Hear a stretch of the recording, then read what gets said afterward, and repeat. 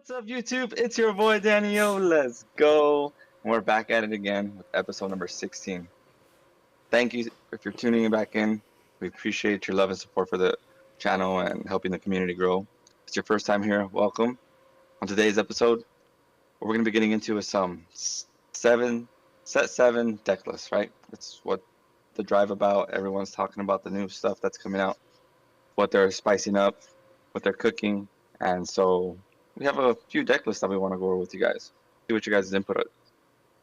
Also, we're going to be getting into some news that's happening in the Lorcana scene. And without further ado, this is the Lorcana Cookout.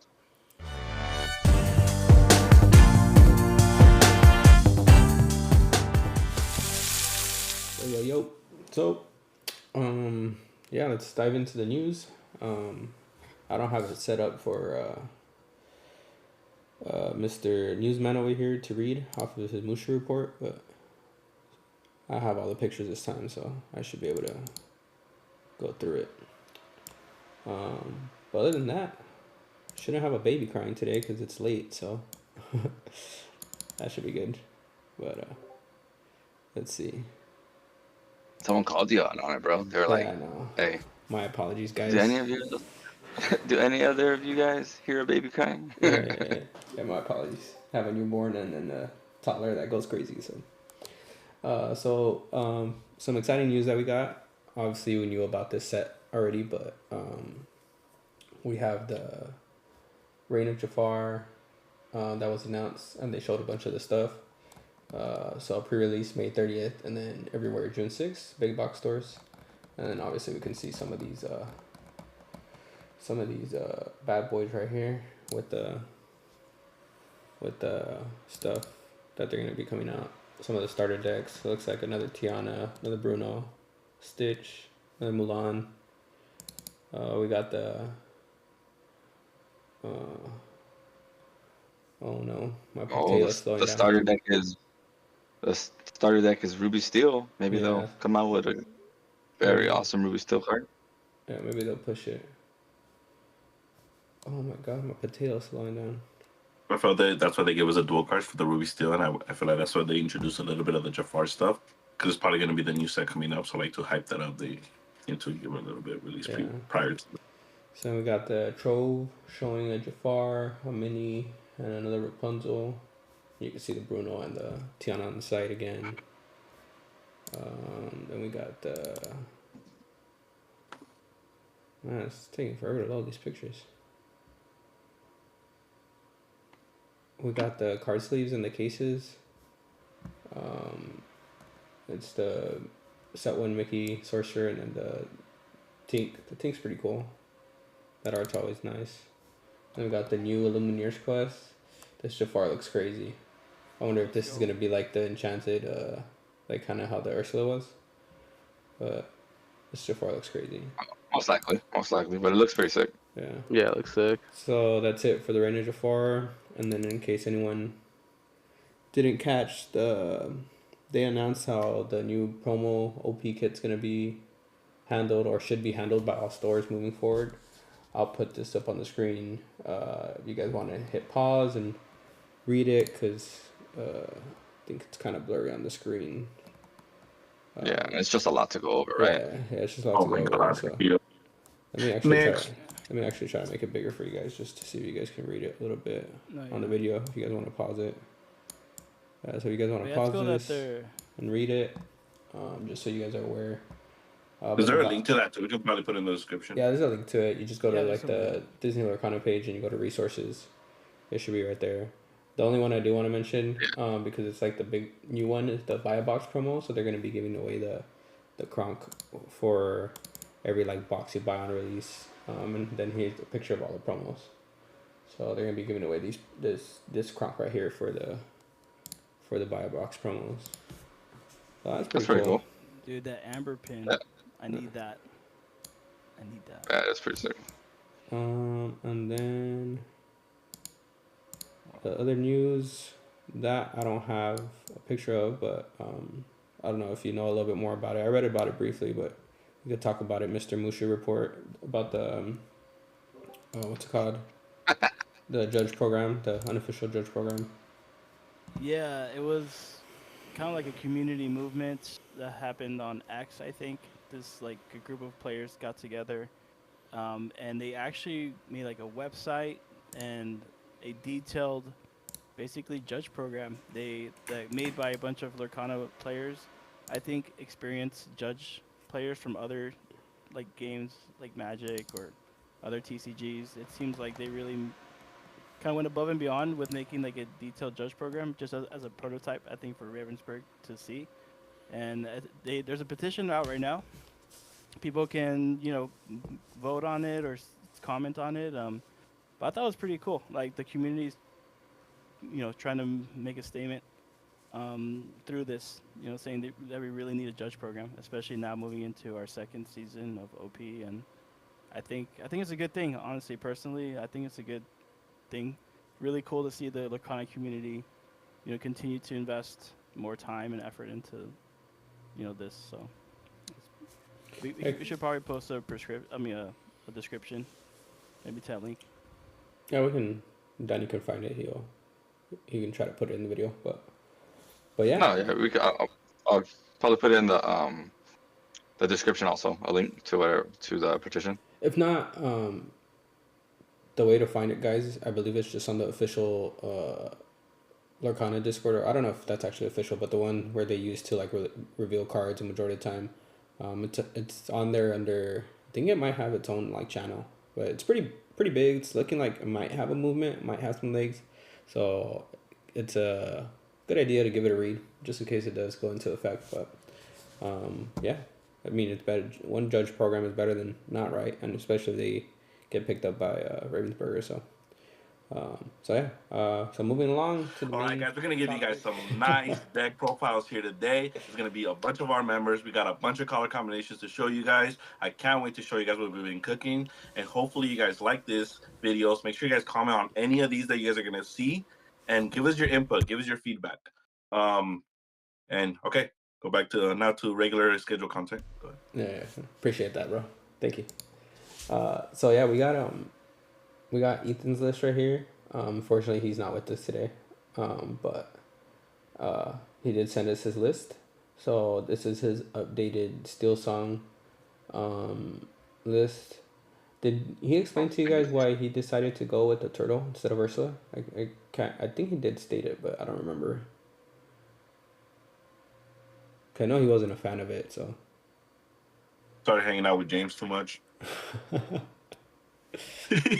mean, I don't think I don't think it's bad, but he made a comment, but I don't know. It was something about the mirror, or about like just like surviving being pinged by, I think, with the Storm Rage. It's a little more sticky. Yeah. The Steel Songs, which is, I mean, we already recognize that, but. Yeah, I think he said he's expecting like a lot of steel. Obviously, there's going to be a lot of blue, but he's also expecting a lot of steel to still stick around. So I think that's why he did it. Yeah. I mean, like we all ended up agreeing that it was better for the steel, the turtle, and then the Vanessa's more better into like the Rapunzel, more for like maybe, right, into like the better Ruby. So he just probably just chose that route. I like his spicy. Yeah, I like that he's putting the Mulan, the one drop, and then the shift. That's what I was about to say. I like the spicy Mulan. Does anyone remember what it does? It's like look at the top 4 cards and see right? When she quests, you reveal the top card of your deck. If it's a song, any song, doesn't matter the cost, you may play it for free. Yeah, so it's kind of like a Naveen, but off the top of your deck. That is a ship. Now it's a singer, and it does that. That's really spicy. I didn't even think about that. Wow. Okay. Yeah, so I would like him to actually go up on it a little bit more, to be honest, but. Cool. Play 2 of that. Yeah.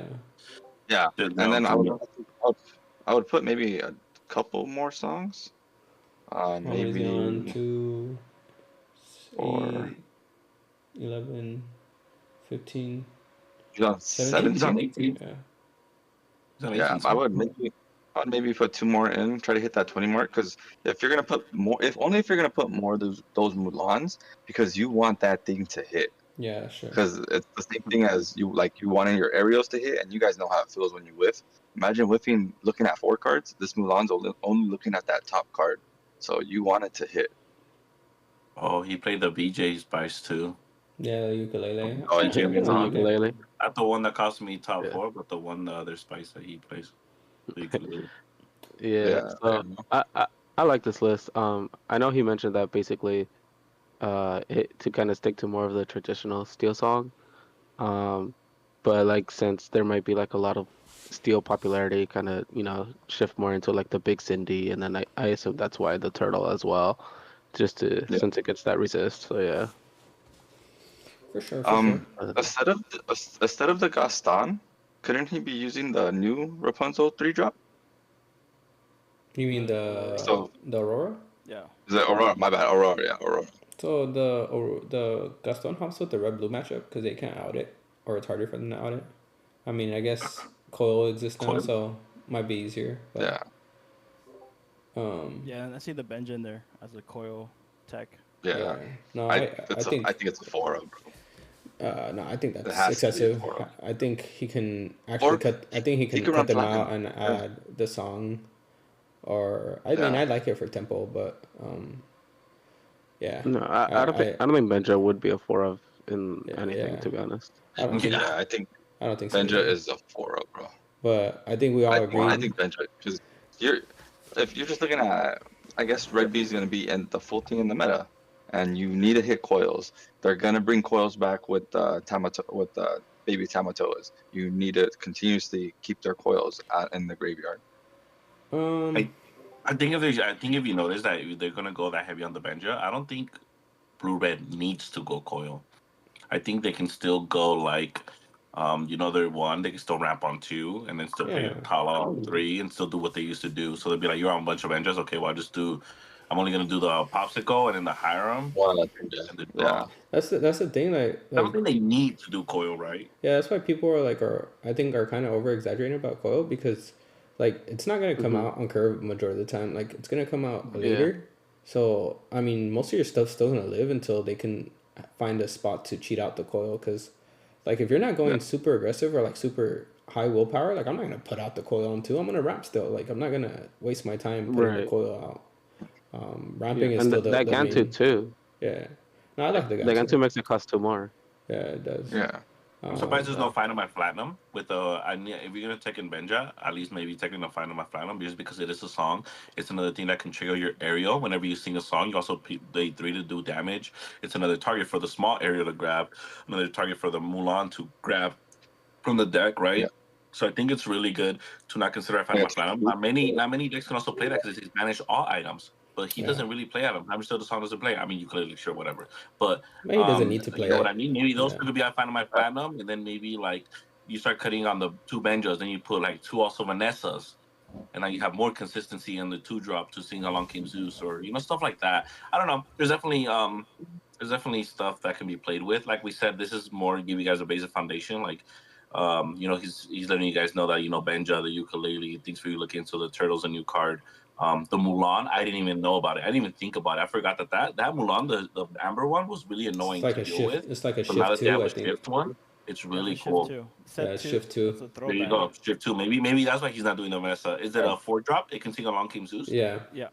Think right? Yeah. So that maybe they go. See, well, I know there it is. There with that Mulan. Yeah, I like. What that. is I don't it? know how much I feel about. 2, 3, though, right? How do you guys feel about the Panther in this coming format early? Like, do we think that deal 2? Okay, so I saw it's mandatory, right? Let's say it is mandatory. I read that. In a mirror, there's no way you play it, right? No, you don't. I just say any deck that has Rapunzel is like automatic ink. Like you don't want to just get like you will play right into a Rapunzel. Yeah. No, but honestly, I don't want to say this on the podcast because I'm gonna be on a big item kick this set. But yeah, guys, steel decks. At least until the meta shapes out, run some Benjas, run some my Final My Platinums, because if we're expecting blue to be strong, I mean, that's going to help your blue matchups a little bit. So, dead in every other matchup, but, I mean, if we're expecting blue decks to be tier 0, right, we got to find a way to... You got, what, Baja Blast, you'll have blue steel, you'll have red blue. Yeah. So, yeah, I mean, we'll I think that's what we're here to kind of report, right? Let people know about the blue wave. It's very real, and gotta have those item techs. All right, guys. Moving on to your guys' favorite James Barney build. Here's his new updated list. He has the new Honey Marins. I'm trying to make Can the you screen a oh, little you can't bigger. click on that card real quick. Oh, you can't. Which one? We'll go over what the cards do. What's that purple green one? I just don't know what that purple green one does. That 4/1. Yeah. It's just a Diablo where it has Diablo? Challenger plus. Oh, there you go. Yeah, it has Challenger. It has Challenger +2 and evasive. Yeah, it's just a 1/2. 1/2 Yeah, Challenger. So. And then what's the other one then? The one right next to it? I know it's his updated. I know it's his update. This is updated list from his one that he won the set champs with, and like how we were saying in the chat, I think he was just trying to use new cards, but I don't think these new cards are it. Maybe the 2-drop, What's the the one one that next to that Cesar Diablo? can What does it do? Because I know Cesar It's can. when you play this character, if an opponent has an exerted character in play, gain 1 lore. You gain 1 lore, yeah. What body is that? So it's a 2/2. So 2/2. 2/2. Cost 2. Like quest for 1. Yeah. Cost for 3. So cost 3. Cost 2. It's a cost 2. Oh, it's not bad. Yeah, I don't cost think it's not bad. bad. I think the list is fine, but he needs to cut this Diablo out. I don't like this Diablo. Yeah, that Diablo is no business. Yeah, I agree. Yeah, I think he should be putting in the song that makes you gain a lore draw card. 4, like 7. This is my family, 9. right? Yeah. Yeah, I guess. Question is, because if we're gonna do that card, do we go with 3-drop Ursula, and then you also have friends? No. Yeah. No, I don't think. I don't see why not. so good, bro. You just take those Diablo out, and because what it's just doing is, like this 2-drop that he has, that's a 2/2/2, yeah, cost 2 for 2/2, and a quest for 1. What I see is that you're gonna quest with that 1 anyway. You just sing the song because it only costs 2 to sing it, and you just gain the lore that you were gonna gain regardless and draw a card. It still plans out, and you're just cycling. I still think. Yeah, he cut out Snake, and I think that's a mistake. Oh yeah, Snake goes back in. Yeah, Snake goes back in. I still think that if you add 4 of that song, you can try to fit the Ursuline, because 1, they gotta be scared of it, because if you're playing Mother, if they're playing Mother's Knows Best, like they don't know you're not, but if you are, like, you gotta be afraid of it, because that's gonna like put you so far behind. And then if they do get to sing with it, both songs he is singing with, it's pretty broken. Gain 2 lore, draw 2, and then draw 4. Like that's. That'd be pretty good. Really good. I see it now, right? Because now you can run. There wasn't really 12 songs that you really wanted to run in green purple. Yeah. I guess now you could do, since we got the 2 cost song, you could run 4 of those, 4 friends, like I was saying, 4 Mother's Best. Like boom, 2. There's I wouldn't do 4. I'd probably do like 2. I'll probably do a total of 10 and do like 4, and then Mother Knows Best. Now you have 2 targets for the 3-drop. Yeah, I agree. It's solid. Maybe now you can go 2 cloud kickers, because Mother Knows Best does the same thing with the Ursula. Mm-hmm. So now you can go 2 other cloud kickers instead, and then you probably cut those 8 slots, right? Yeah. I mean, as of right now, as of right now, do we really need to? Like, I feel like Merlin Crab is like a very situational on the meta. So, like, considering what we don't know how the meta is going to shape out right now, I mean, I feel like that can go down at 2 right now too, until we can see how the meta shapes out. Then we can decide either to go higher on the crab or go lower. I think he talks about his pace and being able to out the evasives though with the 4, the opposing genies. Yeah, but he talks about how many? Like, are we assuming there's going to be like genies? Like, that's what they're in there for, right? That's what I'm saying. Like, depending on the meta. Go Crab also takes out Maui Shark. Yeah. I think, but then Mother's also delays Shark, right? So. True. So why not both? I don't know. I don't think you need to cut the crabs. That's what I'm saying. Like, no, I'm not saying cut them completely. I'm saying going down to 2. Yeah, I think you bring crab to 2. You cut those Diablos, and then you add in 3 snakes, and then you have 2 cards left, right? Oh, I guess for the snakes. Yeah, that's fair. Yeah. But definitely, I would change those Diablos. I if you're putting those songs in, I wouldn't not think about putting Ursula in. I would test it, you know. And then if you have Ursula in, I might as well just try to fit in some Mother Knows Best, because they can be. Just go discard 2. You should just do the discard. You could do discard with the friends, and then the 2 cost songs. but that's a whole different deck, though. Yeah. No, but Alrighty. All right. So I know Jim's Ursula not here to defend himself, so I'll go ahead and say sorry, not sorry. But yeah, guys, do not play those new cards that he put in there. Go ahead and take those out, and then hopefully you guys just listen to what we've been telling you, and then probably play that. Make those changes for sure. I agree. Next. I agree. Next, we got let's see, we got Danny. Let's show your green still list you've been working on. So here you go. So yeah, buddy. this is what I've been working on. I'm just trying to go a little bit burr and see what comes closer to really closing the matches against red blue, because that's all I've been really playing against. Two different versions of it. So, and I think red blue is going to be really S tier or O tier. So I'm just trying to find a deck that can consistently beat that, and then be okay with whatever else it goes against.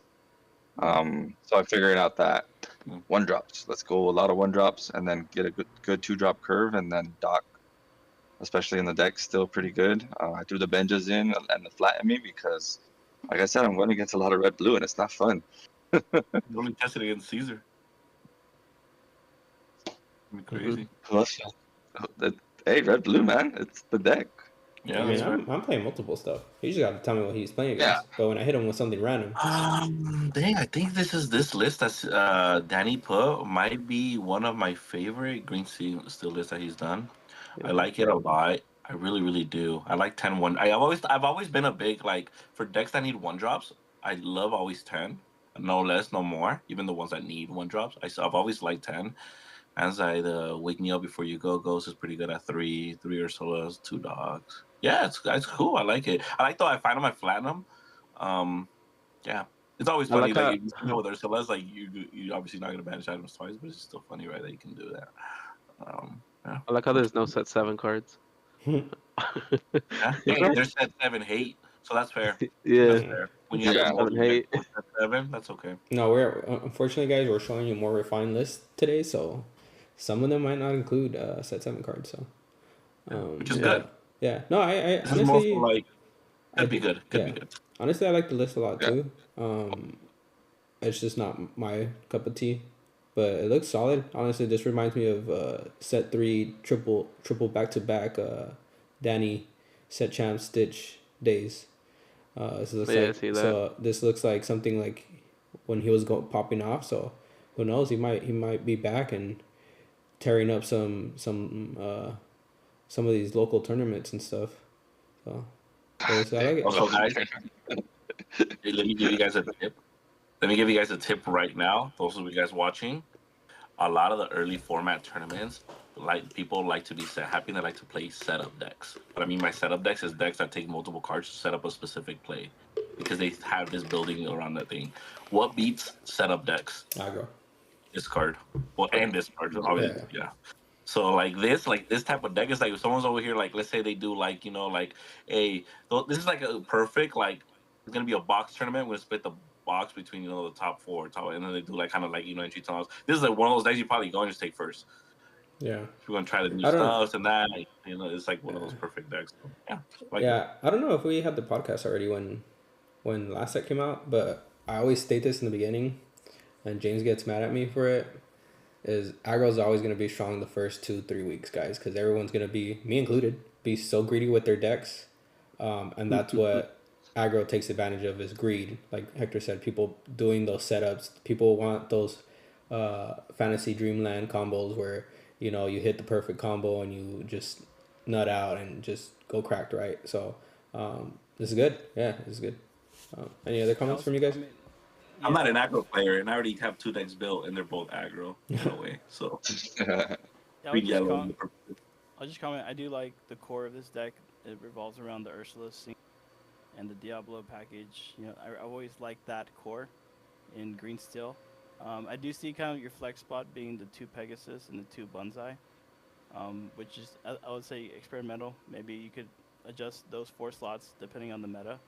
But the rest I really like, and it makes a lot of sense to the blue, item movement, like with the 3 benches, the 1, find them, I flatten them. So yeah, it's solid. I would say you have 4 flex spots, and those would be mine, the Pegasus and the Bonsai. But the rest is good.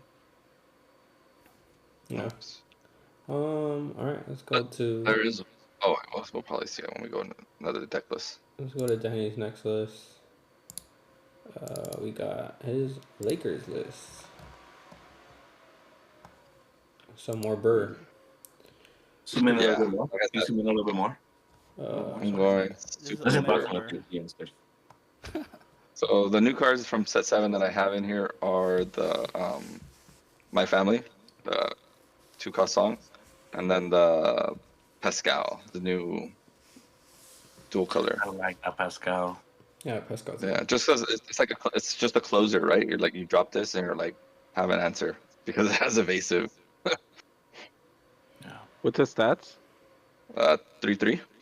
Okay, yeah. That's so Pretty good. good. He's a 4-drop, right? Or a 3-drop? Yeah, 4. He's a 4-drop. Yeah. 3/3 quest for 3 4-drop with evasive. That's so good. What the heck? Yeah, I think it's good. That Pascal is so good.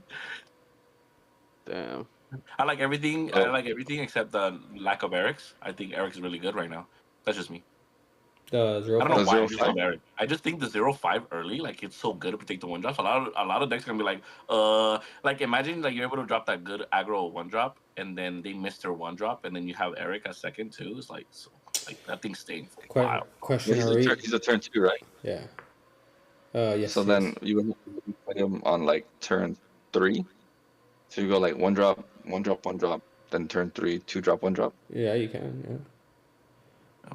The thing interesting with the Eric, he doesn't, it's like he helps your win con, but he doesn't. Like Baloo's maybe better in this deck, right? Because he protects your board, but he also like helps your win con. Yeah. Also, like, do you really want to ever drop Eric that early? I guess Eric's more for like decks that want to protect their 1-drop really bad, maybe. Yeah, which this deck. So this deck you just kind of go boom, boom, boom, and then like you just like, actually, yeah, maybe Eric's not the call for this deck.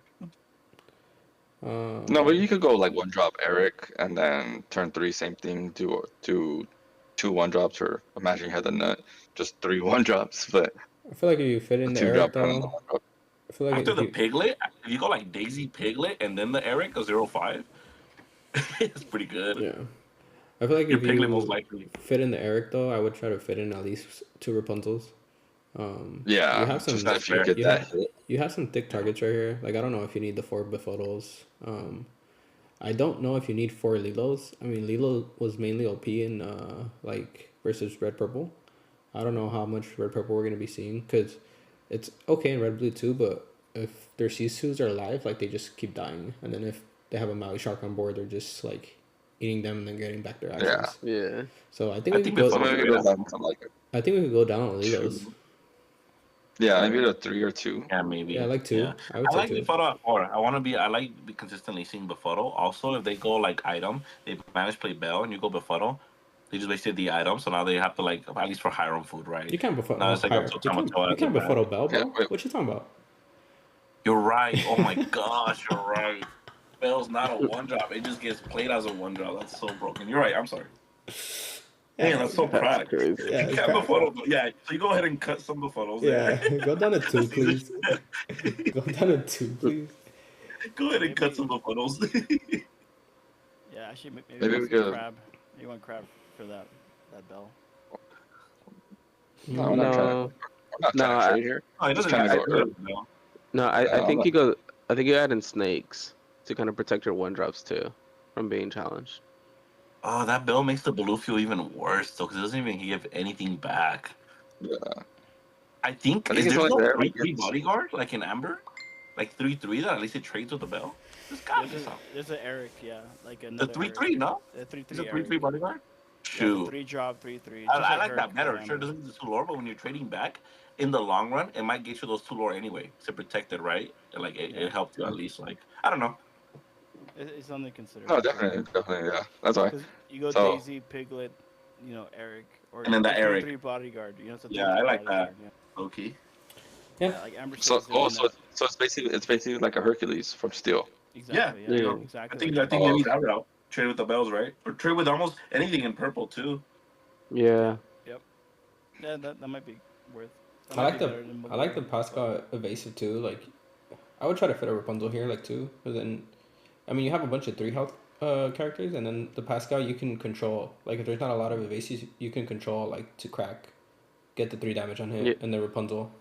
There's Well, not a lot like of... you said, if you're gonna do the Rapunzel, then maybe you can do then just the Eric's instead, and then on turn 3 you play Eric with a 1-drop, right? And that's your turn 3. Yeah, but the thing is, what Uninkables would he cut? I feel like maybe... That's true. Pretty tight. Maybe Baloo, like, down to 2. I feel like you don't need the 4 gathering... I don't feel like you need the 4 gathering knowledge anymore, bro. I like having 6, like, 3-drop bodyguards. Like, I would cut the good job if it were me. I think good job is too conditional. No, but I'm looking for Uninkables, though. Like, because we're talking about putting more... I feel like if you go into Eric, you cut the Baloos. I don't think Baloo's that great this one coming forward. Yeah, I think you cut the Baloos or the gathering knowledge. I mean, I know it's good, but it was good because we didn't have that song. Like, I feel like that song can like, replace gathering knowledge. I don't think you cut it completely, but, like, you could go down to 2 right there, too. But, I mean, obviously some testing to be done. But, yeah, not bad for a starting point. I wonder if we should put friends. Friends? It's either friends I mean, or it's Chromicon or friends, right? Like, it's not no. I don't think it goes friends. I think it goes Chromicon. Just kidding. Just kidding. Throw all that out the window. You don't need Rapunzel. I forgot that Chromicon gets run into the deck. Yeah. No, you're good. Yeah. You don't need Rapunzel. Yeah, I think this is the one deck where Chromicon can work. Yeah. You just want to get there. Yeah. I would cut down the Lilos, though. For sure, I would cut down the Lilos and some Befotos. And then you could try to find something else to fit in there, but... Yeah, definitely. Peace. Peace. Next, we got Eddie. Let's talk about your Ruby Steel Spice. Give the people what they want. Well, the one of 2, right? Let's go. Could you do the other one first? Oh, yeah. That one. The other one's what I made for the people. For the millions and millions. Oh, my potato's being slow. Give it a second. Can you spell? You can edit this out, Danny, because... This is funny. My potato, bro. Can you guys hear it? This thing's blowing quick. All right, there you go. Speaking of potatoes, this price got soggy. Sheesh. Got a diaper in there, bro. Wow, I guess it'll calm down. All right, Eddie. Give the people what they want, bro. All right, Ruby Steel Dreamers. You know, if there's any group of Lorcana players that are dreamers, it's Ruby Steel players. You know, because they've been waiting for 6 sets, and it's been rough. But now with a couple new cards, you know, dual color. I think this is probably one of the better dual color cards that we got this set. You know, talking about the Mushu, talking about the Mulan, talking about and then a couple other cards that I think complement well. So right out the gate, I'll just start diving in. This is what I think, like, the list that people want. It's Mickey's Crew. Pretty much highlights a lot of new cards. We have the 1-drop Mulan, the 2/1 that filters your deck. I have the full Robin Hood package. In the 2-drop slot, I have the new legendary Mickey. It's a 1/1 that when it takes something out, you cheat anything in your hand in, and that's a key engine to this deck, actually. And to, you know, to kind of dive into that, the idea behind this engine is I have the Vitalisphere. 1-drop item gives anything rush +2. So the idea is to have a Mulan or Robin Hood turn 1 or turn 2, Smee turn 2, and then 3, I either go Sisu, the 3-drop warrior, or if I have the Vitalisphere Mickey, I'm dropping this on 3, cheating out anything in my hand. And anything in my hand literally means anything. It's pretty busted if I get the right card down.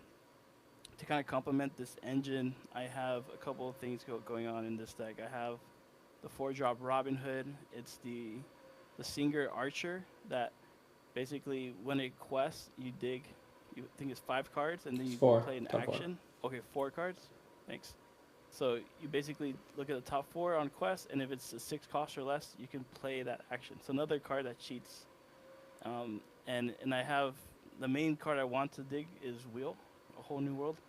Ruby Steel is always suffered in draw, but with 4 Whole New Worlds, I'm You keep the dream alive, basically. Another good target to cheat is Beast.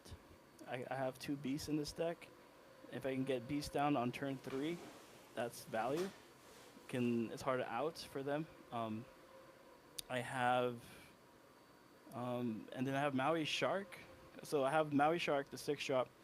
If I can cheat him out on 3, I'm very happy, because then I can play Robin Hood on 4 and start doing shenanigans there, where I can discard, fill my discard bin, and then have like a recycle engine there going with the Maui Shark. It's a key card.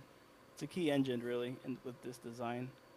And then another thing to cheat would be the Big Mulan, the 7-drop, the 5/6. It's a big body. The best thing about that card, it's evasive. Quest for 2, 5/6. And it has the neat effect where if it challenges anything, your whole board gets to challenge anything that's readied. That can come in handy when you combine it with the Mushu, which gives all your challengers resist 2, and if you banish, you get an extra 2 lore. So it's like the Robin Hood effect on everybody. So that's kind of the core idea of this deck. And the actions I have to complement are the 2 I find on my flatten for the item hate, 4 Whole New Worlds, 2 Pirate's Life for that cycle, that toxic cycle that everyone hates, but it works. And then the spice really is the items, 4 Vitalisphere and then 2 Steel Coil. Sometimes this doesn't hit the combo. It's kind of like it's a very high roll deck, I admit, but the Steel Coil kind of stabilizes that consistency a little bit. I really focused on the draw engine, having some stability to have consistent draws. But I think this deck can work. I've never tested it.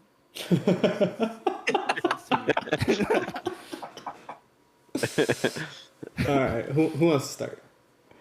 I'm gonna go last. I'll tell you that right now. I'll start.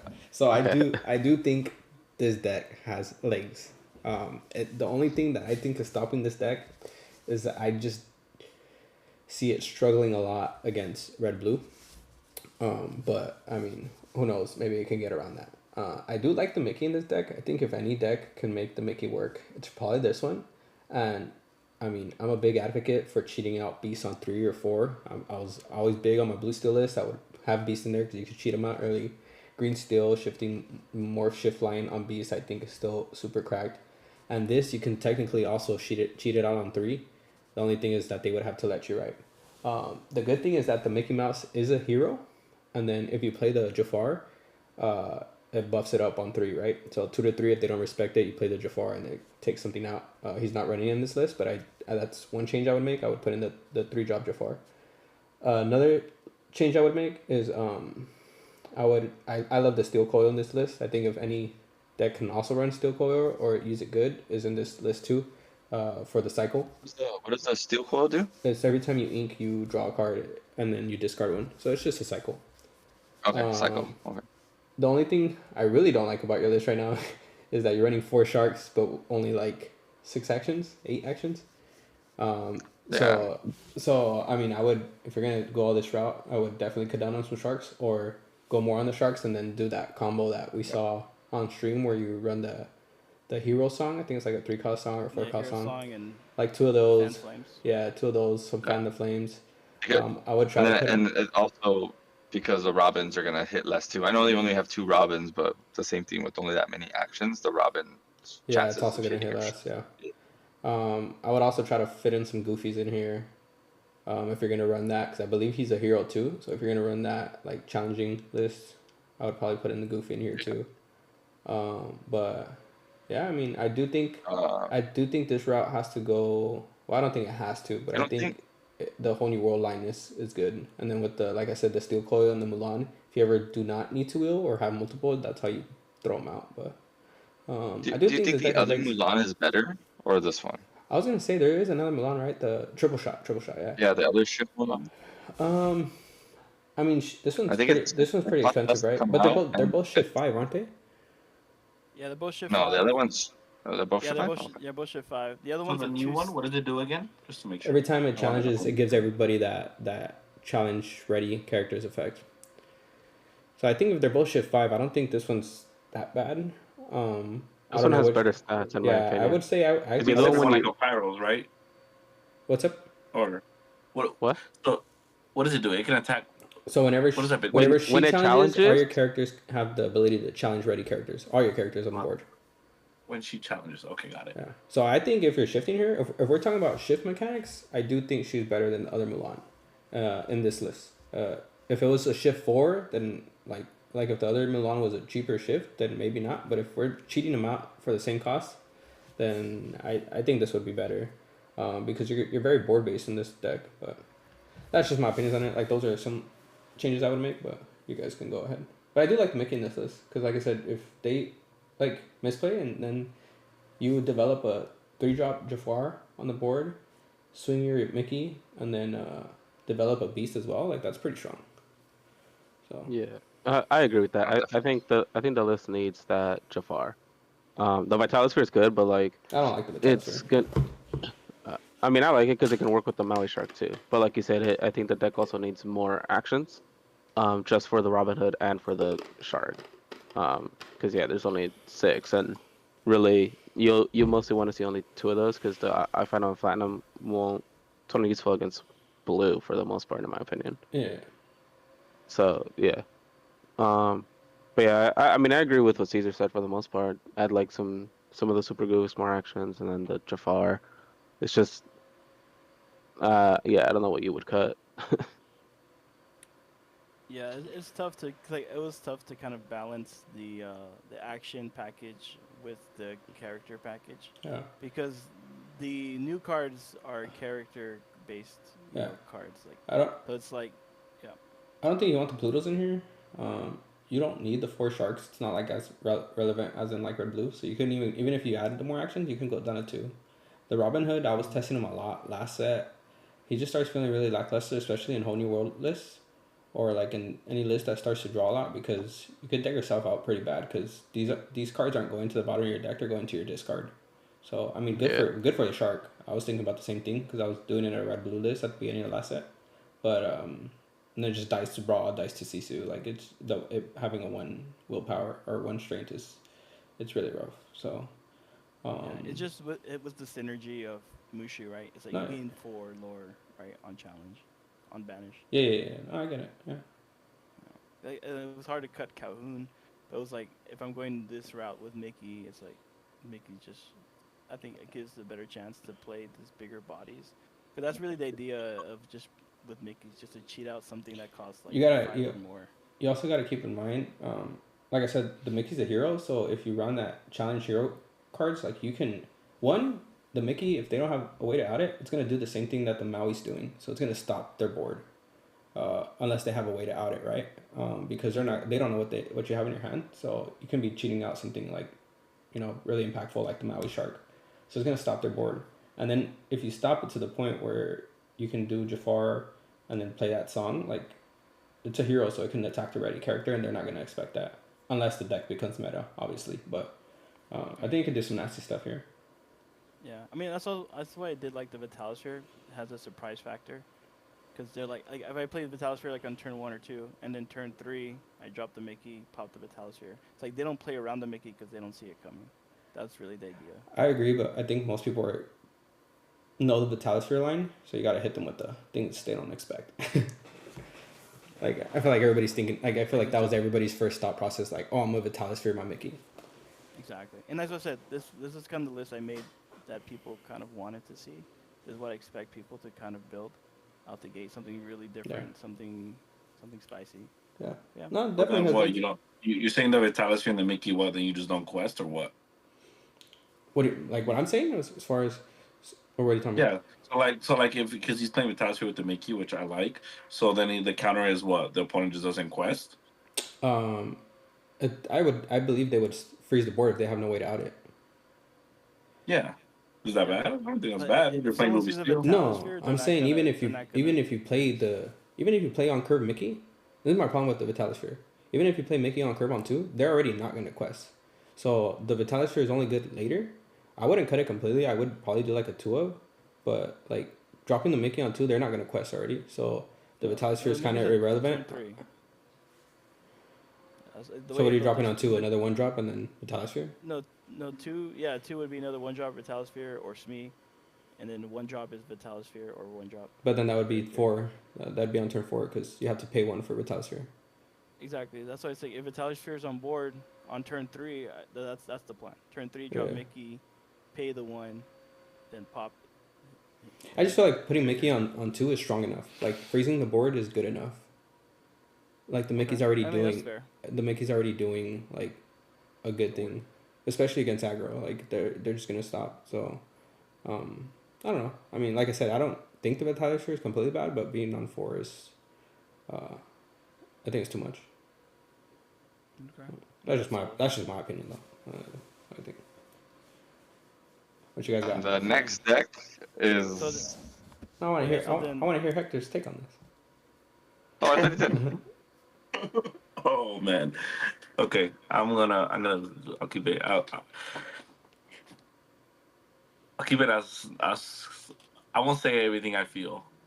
Just for the I don't want to go too raw on Eddie right now. I don't want to go too raw on Eddie, bro. I don't want to.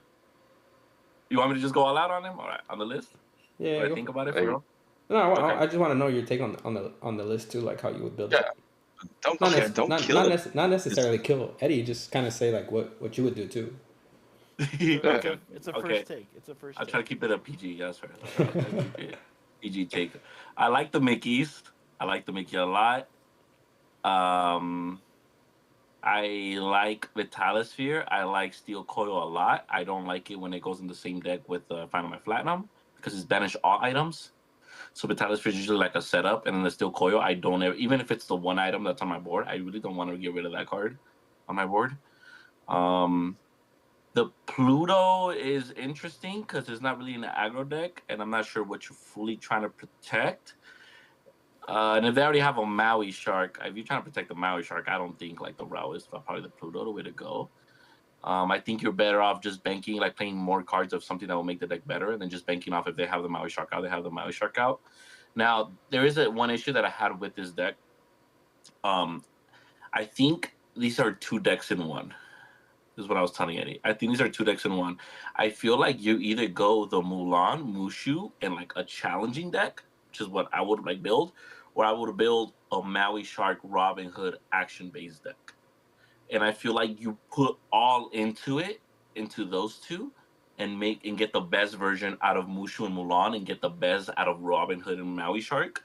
Yes, this deck can possibly do 2, but because it's not a deck that's consistently just giving you cards for you to fix that. I mean, the Steel Coil, like that's already some setup, but it's not enough, I would think. But I like the idea and the theories that Eddie does have because he knows what cards are good in Ruby Steel. I just personally would kind of split this into 2 decks. Like, I think if I'm going Mushu with the Mulan, I'm also playing Triple Shot. I'm playing both Mulans. And then I'm playing, like, the more rushers. And I'm consistently gaining value of literally, like, rushers and challenging-based cards. And then if I'm going the Robin Hood, I'm literally playing, like, more heavy on the actions, right? Where you can possibly go, some my Phantom there as well without some of the contradicting in of itself. But I do like his theory. Most of the cards here, like, I would... Like, if it's 2 different decks, but I would play those cards in both of those decks. I just feel like you would get more of, like, consistency 4-ofs and, maximize on the Robin Hoods, maximize on more. You can probably play 18 actions in that deck, Ruby does have some pretty good actions that you can do. Steel also has some pretty good actions that Ruby cannot take care of, right? Like Rise, and then you have a Fight on My Phantom. So being able to maximize that. Also, I've always wondered, like certain ping cards with Steel, so then that the Mickey finishes them off. And is 4 Maleficent Dragons or something like the Ladies worth playing in that build? Because then the Mickey gets those cards out, right? Like, this one can bring out Maui Shark, but then a person could just stop for a few turns. Bring out the Robin Hood, a person could stop for a few turns. But, if I'm bringing a Maleficent Dragon out your 3-drop, now you got to deal with that. Question for 2, you know what I mean? You do have the Sisu, but like I said, like, if you maximize more of your ratios in 2 different decks, then I think you can get 2 really powerful decks. But to Eddie's credit, he does know what's good in Ruby Steel, but I would just kind of little separate it. He wanted like a best of both worlds, so he did like a bunch of 2-ofs and made the 2 decks, but I would kind of go 4-ofs and split it into 2 decks.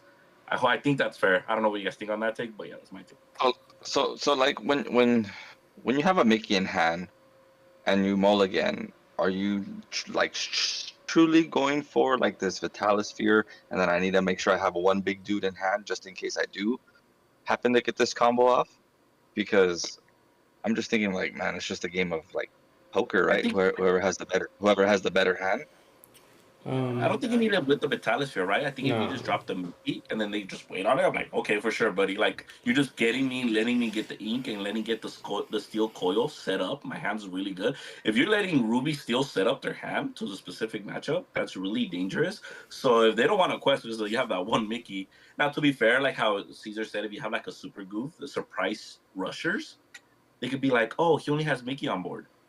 Quest here. Boom, Goofy here, make you swing there. Now it's outed. Here, play Maleficent Dragon. Like, like Scar, 7-drop. I don't know, something just crazy. Come on. Hydra on turn 3. Like, Yeah, it makes you have to play those large characters, and it's just you're taking that gamble, right? I don't think you need to play Maleficent. Like I said, like cheating out the like outing a character and then bringing out a character that gives you value is strong. Like even if you don't do Beast on even if you don't cheat out Beast on 3. Take outing their character with your 1/1 Mickey and then cheating out the Beast, not wasting 5 ink is strong enough. What other characters are good? Like the Shark, even that one's fine. I think you could probably run like 2 of Maleficent, or like I didn't even think about that. It has a good point depending on the inkables. Like bringing Medusa back, like outing another character with Mickey and then outing another character with Medusa, like that's pretty cracked too. That's why I'm saying like if you do I would cut the Robins even if I go more action heavy in this list. I would still go down to like 2 Sharks. That's why I think adding that I forgot what the card's called, but that hero card, because a lot of these cards are heroes, dude. Like Robin Hood's a hero, Milan's a hero. They're all heroes. I think if you add that Goofy's a hero. Shark's a hero. If you add what's it called? Almost all heroes. Yeah, they're almost all heroes. Like the Mickey's a hero, so you can stall the board. Give Mickey a boat. Yeah, you can stall the board and then use that card on the Mickey. And then one last hope, right? Yeah, one last hope. Yeah, and then like Hector said, if you have ping damage like Baboom or Fire the Cannons, then you play the song Fire the Cannons, and then you can attack a ready character. Like I feel like at that point they're stalling, and then they're not expecting that. So even if they want to do the stall strategy, you like cheat that out, and then you still get to cheat out something with your Mickey. So I do think like doing. I kind of disagree with what Hector said about the action part. Like I do think you can run some actions on here, like, but not too heavy on the either. I think it'd probably like be like a 10 to 14 action card deck. Some Fan the Flames, some of the. I mean, you could put some brawls too, just in case. Actually, I wouldn't put brawls. I would put pink. With Maui Shark, I haven't heard them interaction with Maui Shark. Is people playing the Ruby Steel, either the Arthur? Sure, that's too expensive. The Pick a Fight. Yeah. I feel like there's another Ruby Steel interaction that a lot of people have not really talked about or mentioned. Well, the song would be better because you already have a lot of heroes in here. It's the same thing, right? Right. Yeah. The other song, yeah. Well, the song is that they have to be a hero, which I know. But it also gives resist. Another interaction with the Pick a Fight or the Arthur. Well, obviously, I'm just saying like if you get to 7 or you get to 2, whatever it is. But the Mickey. Yeah. When you have a specific damage pinged off, and then just a Mickey can finish that off. They're trying to play around the Mickey. Now the Mickey can attack ready characters. That could be something too, for sure. Who knows? Is there like a build like with a Vitalis-Sphere? Is there a place where maybe the Ruby Chromicon is just cheaper because you just always have that 1 extra strength for all your characters, and it always stays there. You don't have to banish it. It's like they're little different takes. Yeah. But I do think you definitely know what good cards are good in Ruby Steel. So I definitely do think you at least give people something to think about and something to build off of. Yeah, I do think if Mickey can go off, it's in this deck. I think this is Mickey's best deck. But so that was Mickey's crew, and I do want to comment. Like, I think playing Ruby Steel, you're playing the best 2-drop in the game, and that's me. And then you're playing the best 3-drop in the game, and that's C. Like to me, those are the 2 like most like just busted inkable cards of their cost.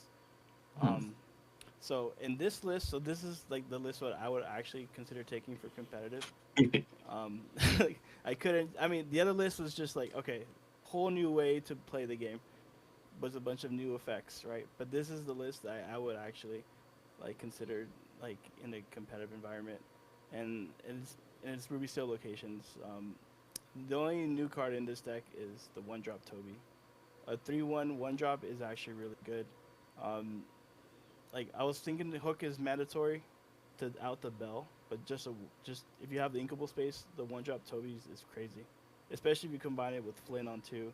You have immediate, Flynn trigger right on the start of your next turn after you play Flynn. You don't have to go Flynn CC to get the trigger necessarily.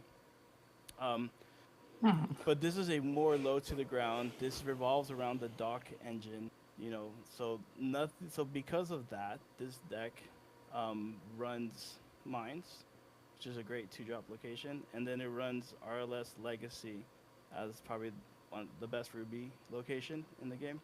4-drop, uninkable. The only downside, it's uninkable, but with this deck, the idea is I have options to develop the board. I have Aladdin shift package, and I really was trying to think of how to tech towards the items. And having an Aladdin 3/3 that can just on quest be a constant threat to to item development, I think is huge. It can shut down the item deck. I was wondering why you're running Aladdin. I forgot it does that. I was like, why is he running Aladdin? That's the only reason. That's important detail because that's the only reason he didn't. I totally forgot about that. But he's basically a Bell, right? Like, because Bell just requires you to pop an item. This requires you to pop a location that's in your hand. Yeah, it's the same thing as Diablo and stuff. It's just a location instead of action. Yeah. It's a free shift if you discard a location. Super slept on. No one plays Aladdin for good reason, but honest, I know. But I feel like if Aladdin could work in any deck, it's in this deck. I do agree with that too. Synergy. Because of the dock synergy, I want to empty my hand. And then because of my 3-drop mini mouse, I'm able to get back my locations. So I'm not entirely losing that value. So I like that location package. Like I said, Ruby's still so hard to figure out how to draw. So I think with this version of the deck, it's super revolved around low to the ground dock. I'm flooding the board with bodies and locations. I have the Robin Hood shift target. I have the Aladdin shift target. And it's just options for the matchup. If I need the Aladdin for a blue matchup, I go that route. If I need purple matchup, I have Robin Hood route. I have Smee, Sisu, just default, busted, turn 2, turn 3, and then the Pluto is just really there. If I go Smee, Sisu, Pluto, that board's gonna quest for at least 4 to 6, maybe 8, with the Pluto on board. And then when I run out of gas, I have my Beast, Emo Boy, to try to bring me back. But the idea with this deck really is flood the board, go wide, play locations, protect the locations, and get there. Because that is pretty consistent in this deck. And then I had an extra 2 spot for Twin Fire. It ended up being Twin Fire. It could have been Cannons, it could have been Zeus, it could have been Bee King. But Twin Fire actually worked out pretty well, especially when you combine it with Mines. You're able to, hit 2 things, outs Vanish. I think Vanish might be a threat, actually. So I like having that option. I like having... There's only like 4 Vanish characters, bro. Like 2 Vanish characters. I know, but, No, but I think this Twin Fire... This is the first deck that we've seen with it, but I think Twin Fire is going to make a final appearance, or it's going to make its first appearance in meta. I think it's really great. He's on 4 docks, and like he said, he's just trying to dump his hand. He's dumping his hand with the shift location, right, just to get rid of his hand. So I think the Twin Fire with the docks just comes in play, like you're just dumping. Question: isn't there a 2-drop Aladdin that quests for 2? Yeah, right. So I think you're too low on locations for this. Like you would have to up a little bit more. But what are we talking about with 1-drop 3 cost singers?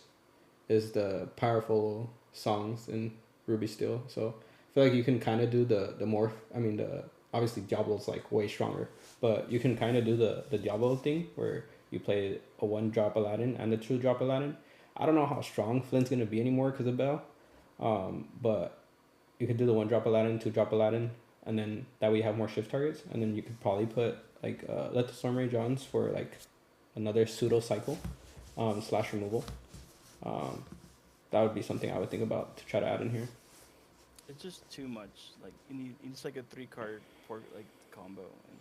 Yeah, but every deck's doing it now, right? Except it's like Diablo. It's like Diablo takes 3 cards. How was a 3-card combo too? Yeah. I know, but that combo is way better than this. No, the combo is the 3-drop singer. I mean, I agree. Also, the bell is also a 3-drop combo. That's better, but it's also. I don't think so. I think Bell would be the worst. Oh no, because what do you mean, bro? You're getting a cycle. You're playing Popsicle, you're drawing a card, you're killing that, and then you're storming. Like that's broken. No, I considered that, but it's just like if the best thing I can do is sing something that replaces itself and does 2 damage, that's usually. And you're developing a 3/3 body. What do you mean? I mean, I get it. Trust me, but I don't know. Like it's worth testing, but I and then the 2-drop Aladdin, and then the 2-drop Aladdin isn't bad because it's also like a 2-quester. So. And I'm not sure, like your Pluto, like, do you really want to protect anything? You're just turning sideways, right? Like maybe the Pluto gets out there. You can put something else in. Like those can be those Aladdin 2-drops. Yeah, that's definitely a flex spot. Like the Pluto's a flex spot. The mini 7-drop Aladdin movie. Yeah, that too. Yeah, bringing it back. Ooh, that would be sick, bro. If you do that many Aladdins, you can do that too. Yeah, I thought about that. Yeah, so in the end there was a couple cards that didn't make the cut that for sure are in consideration. That 7-drop shift Aladdin is one, and then Hawkins is obviously another one because I'm running locations. The only thing about the Ruby Steel, I think you're gonna go 2 routes. Like then your deck is gonna go like it's gonna try to do 2 different things when you want it to just do one. Yeah, exactly. Like go and get. Because if you're gonna go locations, then go in on locations. But if you're not gonna go on locations, then try not to go so much. The thing about Ruby Steel is that the locations kind of suck, don't they? Like these are the best locations in there, right? Like there's the only other thing is Agrabah, but it's like a 5 willpower. Agrabah, and then there's Galactic, the 5-drop, the uninkable. Treasure Mountain. The treasure, that one, that was pretty good too. It's like 9 willpower request for 2 is like a manner. Didn't it cost 5 though? So my take on this deck is I like the deck. I don't like the title. Now let me tell you what I mean. I don't like the title, but because when I look at this, I'm judging this as a Ruby Steel locations deck. And I'm like, there's no Hawkins, there's no John Silver, there's no other good locations. So I was like, I think you just missed the title because once you started explaining the deck makes sense. But I'm really cringing because it is not a Ruby Steel location deck. You're using locations to shift the Aladdin, which is fair. So it's more of an Aladdin-based deck more than it probably is the location deck, right? Because there's no way, like, if you're looking at the Ruby Steel pool, and you're like, there's no way you're not doing Hawkins, like, a Legacy move, John Silver, and, you know, the what is it? The on-curve locations. Okay, now, let's talk about the deck. I know we got the title out of the way. That's a good point. Deck-based, I like the 1-drop a lot. It's really good. I like the Aladdin shifts. I would cut the 2 Plutos, just add 2 of the 7-drop. Now, the only thing is with now that you have like maybe of the 4 of the shift Aladdin, the big one, and then you have 4 Mauis, and then you have the Sad Boy Beast, you have the Robin Hood package. You do consider those 4 dogs possibly being Whole New World, because now you can like actually sing and have like literally like maybe 12, 16 singers in your deck. The only reason too is because you're playing 4 RLS Legacy and 4 Doc.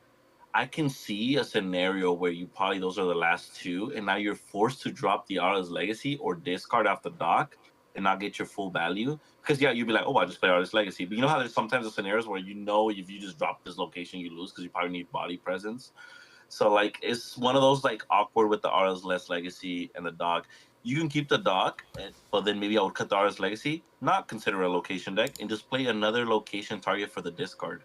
You know, it doesn't have to be something that quests for 2. You literally just need the names for the shift Aladdin. But that would be just my take. It would be the 4 Dogs become Whole New Worlds, and then you probably fix it to where the Plutos can go, the 7-drop Aladdins, and now you have, like, 16 singers. Everything else in the deck, I love. I like the Sisu. Maybe the space goes in the Flints because, like we said, we don't know how powerful the Flint's going to be this format.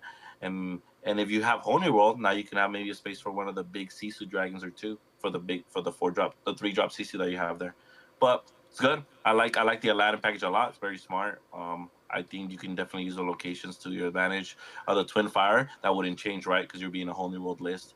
But I like the deck. I like 4 Pete's. You playing a little bit of the best of Ruby and Steel cards. I'm a big fan of that 1-drop too. Yeah, kind of like you said. Like if you're just using the locations for like to discard to shift, it's probably better, like he said, to just get rid of the RLS for like maybe inkable locations.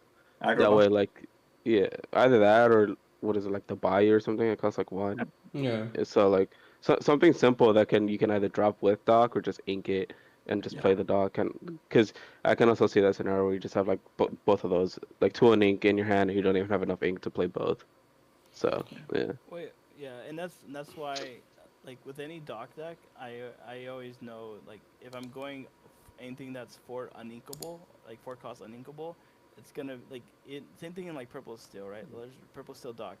You're trying to fit the genies, the rabbits. It's like the same kind of counterintuitive balance. You know, with this, and that's why with this, it's like I like knowing that I can discard that 4-drop RLS if it's stuck in my hand, and then I get it back later when it comes up. But yeah, but sometimes it just going tempo like Smee on 2, Cesar on 3, and then RLS on 4. That's a pretty good board. Like it's a big wide heavy guys that quest for 2. So it does come up sometimes. Like in this, I did get a couple games in with Danny right before this. It was good enough to where I think it actually has legs. Do you think it's no matter what, like the dog version is probably better than the Holy World if you do have the 7-drop Aladdin, the shiftable one? I do like the 7-drop Aladdin. It could work in this version with the Aladdins. Yeah, Pluto's kind of. I know Pluto and Mini to me are the flex spots. Like I have 4 flex spots. I don't know how. It's nice to know I can get back a location, but sometimes if I'm going dark base package, I just want to play stuff and yeah. So that could be 2 Aladdins, and that could be something else. But if I don't go dark package, it is wheel package, right? And that's what I presented today. 2 different draw engines with these 2 different decks. It's you kind of. Me personally, I like the dock package more. It's just more consistent, more threatening, with the bodies that I think are the advantage with these colors. Just good bodies. Yeah, nice. Alrighty, all right. Let's go to our buddy Carlos. Oh. He said, "Oh." Oh, I guess it's my turn. Yeah, so I basically built it how I like to play purple steel, right? Mid-rangey, and yeah. Which to me it was hard to build it without Tinkerbell because I love that card, honestly. But yeah, after kind of looking at this list, I kind of see that I could probably get rid of the Bagheera, and just kind of replace that with either probably another. I could probably just up the counts on here to like probably 2 more Cobras and 1 more Smee, stuff like that. But yeah, I mean it's a new set 7. All the only new cards I see on here is the Raja, the new Mickey, the Cobra, the Queen, or is it Dr. Calico, and then the new Gantu, and then Bagheera. I mean, and then this is one of the first times that I actually go to 4 Crab, and that's mostly due to the fact that I am playing that Mickey, and it's just kind of that Mickey is just as I don't have like big bodies or anything, but it's just to get me bodies on the board, since sometimes this deck can struggle going wide. So yeah. But yeah, the queen just kind of helps close out games. To be honest, that's what it's mostly there for. I'm a big fan of the queen, honestly. Since we talked about it on the podcast, I was like, wait, this card might be good this meta, and I've been hearing a lot of red purple people like take out the flints for this queen, so it might be a good card, honestly. A lot of people overlooked it when it got released, but it might be doing some stuff in this meta. That's the cards in the discard, right? Yeah. Game 3 lore. Yeah. Yeah. So for me, I think purple steel can take advantage, is the deck that can take advantage the most out of Gantu. So I like seeing it in this list. I don't like the Mickey here just because, unlike the red steel list, you don't have good cards to cheat out at the moment. But good cards that can see you slotting in is the Simba, the 7-drop Simba. Obviously, if you put some Tinks in here, that would be a good thing to cheat out with. And then, once again, Beast. But I feel like this one doesn't really need the Beast because you already have a lot of draw package in it already. Mm-hmm. But I feel like you would have to go a little bit bigger to put this Mickey in. And then the Mickey, I mean, if you cheat out the Simba, it's also cycle, right? So I think the Simba, cheating out the Simba with the Mickey is probably like the biggest thing you could cheat out in this list that would be pretty good. So I would probably add that in if you want to play Mickey. And then, I mean, that Mufasa is pretty broken too, but I mean, it's just a huge body stat stick that's going to be hard for majority of all decks to remove. Yeah, the 7/5 resist one. Yeah, the big one, though. Whatever the stats it evasive. is huge. Yeah, doesn't even die to shark. Yeah. The new one. The big steel, purple steel Mufasa. Yeah. But I think the most impactful thing to cheat out with the Mickey is probably the Simba. So, Okay. talking about that can actually go on the red steel list too. Honestly, I didn't even think about it because it's also another card cycle card. Like you cheat that out if you take something out, which is probably a hero too. So if you cheat something out, you can keep cycling because you could choose the. Talking about the Simba. Yeah, because you could choose the draw 2, discard 2. So honestly, that might be a good thing to put in the red steel list too if you're playing the Mickey. But yeah, that's about all I got to say about this list. I think the giant cobras, they go to 4, so good. I see you took out genies. I think genie's still really good, and it's going to be really relevant. I think it stays in. Maybe crab doesn't need to be at 4. Could go down, right? Just depending on how the meta goes, like if you need the crabs or don't need the crabs. But I like the queens. I think the queens are really good. Just turn 4, slam that down. If they have 3 cards in their discard, and it's just like about to gain 3 lower. I think you take out the 2 drop Mickey, you put 2 more Cobras in there. Everything else is good. The 1 drops is nice. The Fox, the Crabs is good. Rabbits, Fox, nice. The Queens, I like him. I really like that Dr. Calexico, whatever his name is. Love that card. I love that card. The card is really good. Underrated card. People are not don't realize how card that good is. I think it's like better Lawrence. What does it do again? What does it do? It's just resist +2 to 3/4. Yeah. When it has no damage. It's a 3/4 resist +2. It's a 3/4. It's a 3/4 resist +2. Yeah. Yeah, boy, it has no damage. That thing stick. Okay. Yeah. Also, there's the Gontu. I love the Gontu. There's, like I said, like Cesar said, there's a deck that can take advantage of it. In Purple Steel, one thing I would automatically do early format, there's a bunch of items, right?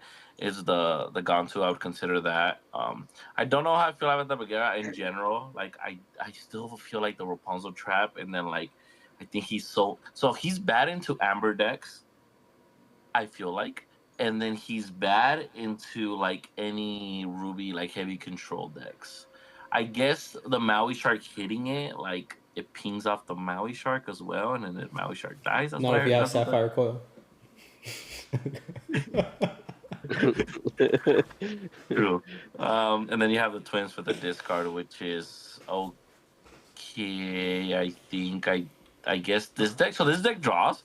It doesn't draw as much as you probably think it does, to where you can do Twin Fire, because you don't have the Duck, and then you don't have Whole New Worlds. I don't know about Twin Fire. You took out the 2 I genies. like Strength of a Raging Fire in this deck. You have a lot of 1 drops. You have a lot of 2 drops. And you have a good amount of 2 drops. I like Strength of a Raging Fire over the Twin Fire, and it opens up 2 uninkable slots. But yeah. Yeah. I thought about that too. But yeah, no, like I said, I would probably cut the Bagheera for sure. Just kind of change that out. I do want to try that Mickey though. And then like Cesar said, probably add in like the Tinks or the. I think the Simba would be cracked. The Simba or the Mufasa. Yeah. Cheating out that Simba would be crazy. So my thing is, I know Calhoun's really good in Purple Steel, but obviously if there's more steel in the meta, then you just have to take out the Mickey. But if there isn't, you can just go 4 Mickeys and take out the Calhoun, because they're basically doing the same thing, right? Like they're stalling the board. They're not. Most people don't want to quest into the Calhoun, and most people are not going to want to quest into the Mickey. So at that point, if you do go 4 Mickeys, and then you do have like the Simbas, or put bigger bodies like the. Honestly, if you're playing the Mickey, like the full Mickey package, I would take out the Bagheera because the Tink is just better, and then I would try to fit in the Simbas too. Yeah, I would try to fit in the Simbas too. Simbas. Can we talk about why no one likes Rhea? I like Rhea a lot. The challenge one? So it's the same cause as the Simba. It's a 3/6 and it has resist +2. Forget about steel removing that thing. Yes, it's back into Ruby decks. There's always a lot of the steel cards. It's the challenge one.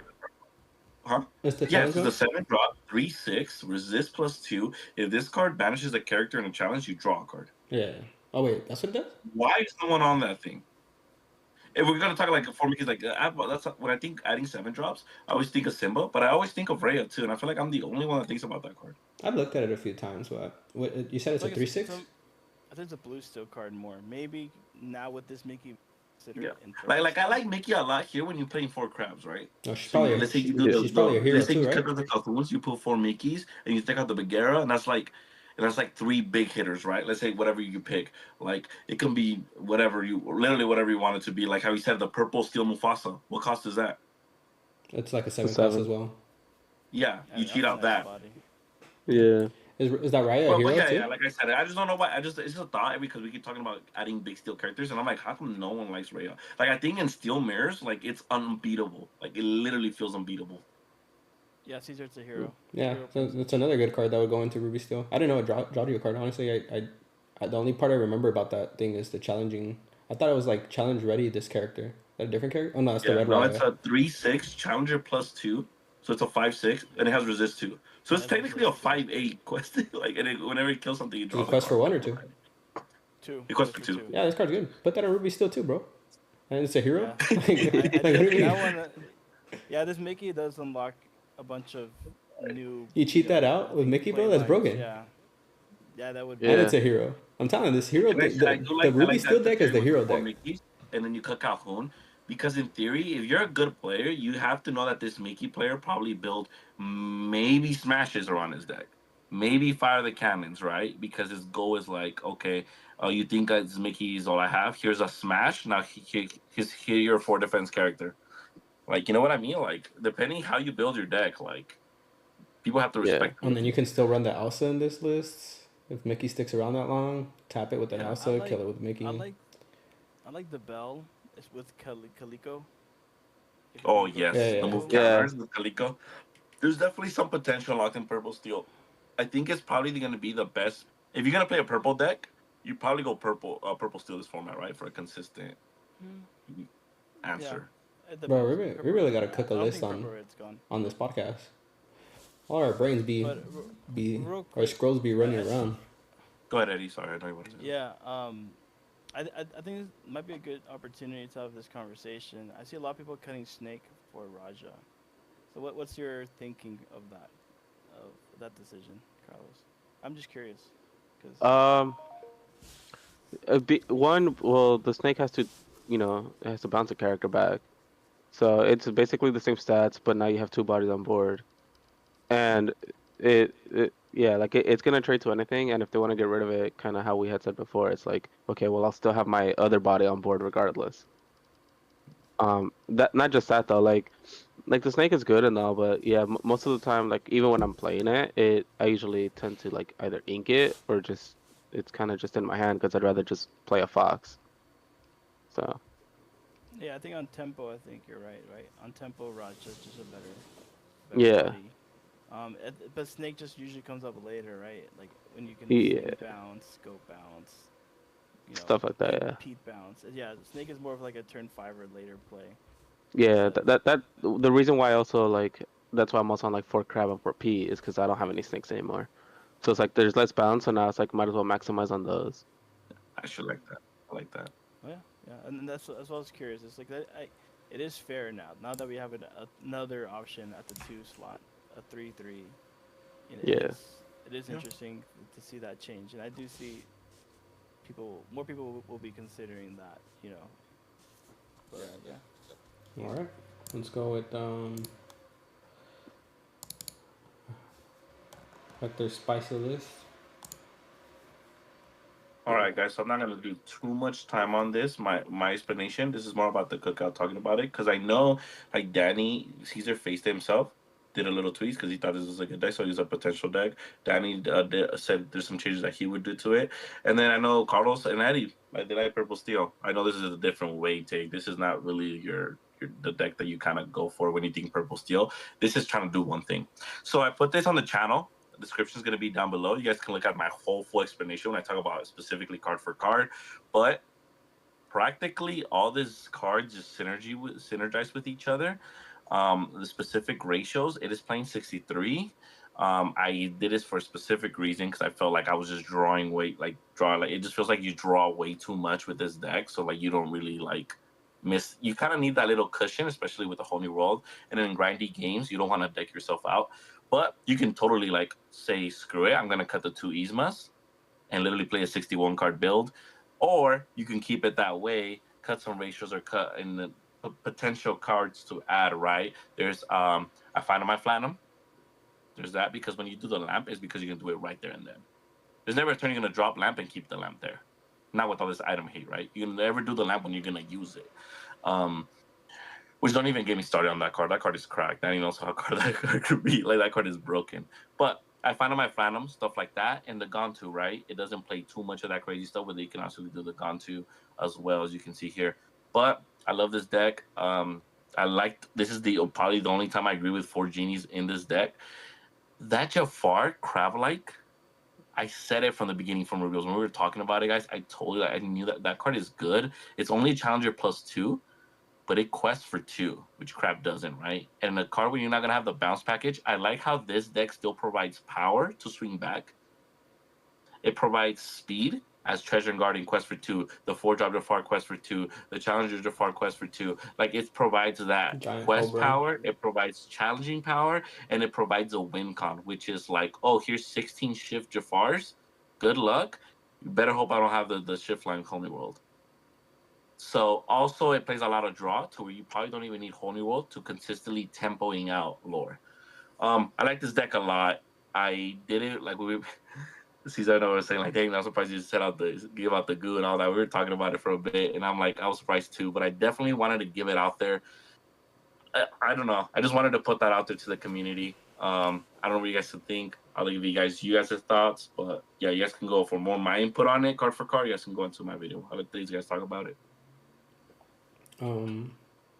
I think like Hector said, I reached out to him because I'm surprised he shared this list. Honestly, it feels really strong, and this is just from him building it while me and Danny were playing. He probably took like 30-45 minutes to build it, and didn't even test it. So this is very rough draft. Like, if we're able to get a lot of games in this and then tweak it to be more like best, like, I see a lot of potential in this deck. I saw him at 63. Like he said, the main idea here is the Jafar. So the changes I did was just to make it more consistent to see those cards, which is put the 4th whole new world in, and then just take out some of the cards to be at 60 to see them more consistently. I think the cards I cut was like 1 Diablo, I think one of the Illusion Jafar, and then 2 of the genies, I think it was. I know the genie helps out with a lamp. It's just because the way I see it is we have the Treasure Guardian, so the Treasure Guardian is a majority of the time a genie because it's basically a genie because the Raja and the Giant Cobra, like, those illusions are hard to get rid of, and if they do, then they're using those 2 cards are good, and like, I wouldn't be mad if they fire the cannon in or something. Whatever, it is what it is. So I cut down on my Inkables, which this deck isn't high on anyways, and then I still think we're keeping the Treasure Guardian. I get it, the lamp portion, but I mean, we're already running 4 genies, so the lamp portion of the genie is kind of not irrelevant, but kind of not hitting as often. So, but it's just something, like, I did that without testing. I just did those, so maybe the 4 genies come back and then I'm cutting something else. But like he said, I didn't want to cut too many Jafars because the power of this deck is, here's all my Jafars, you got to deal with all of them. If not, one of them's going to shift, right? So that's why I think the only Jafar I cut was the Illusion Jafar. Just a 1-up. I don't mind for sure cutting into the 7-1 drops if you want to go like risk it a little bit. I do like that I don't really talk about it. It's more like in the pilot kind of thing. I guess is I see this deck as a triple threat. So the reason being is if you're putting out the presence of an illusion character, a Jafar, and a genie, you need to remove them all eventually. So it's a triple threat. So if you cut down on genies, like, it kind of now becomes like more of a double threat. I guess like if you drop like double illusion, I guess, but like like you said, it depends what you're filling it in for. So yeah, I did want to kind of put like I really wanted to like have a genie, an illusion, and a Jafar.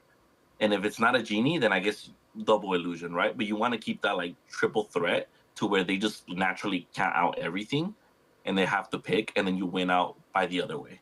Which is why I was only on 3 whole new worlds, because I don't like fully need to win that way. But to be fair, I know like me and Cesar are different with a whole new world. Like if I play 4 whole new worlds, I will always see 2 of them. Yeah, same. I just for some reason whole new world, I don't know.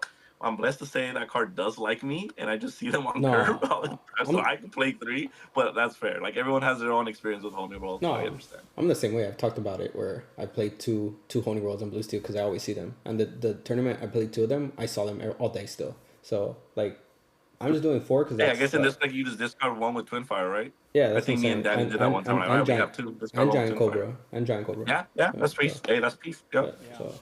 So I don't know. I mean, I like I said, going down to 60 in this list, like you said, you're drawing so much maybe, but like, I feel like having the Jafar combo because you present the 3. Like at that point, like let's say you present the 3 Jafars and they can't remove and they leave 2 up. Like you can shift Sing Jafar and then next turn shift Sing Jafar again, and then like it's just over. So I'm not gonna lie, even though it's only 3 cards difference, my biggest fear is when you have the winning play and you just can't shift because you'll deck out.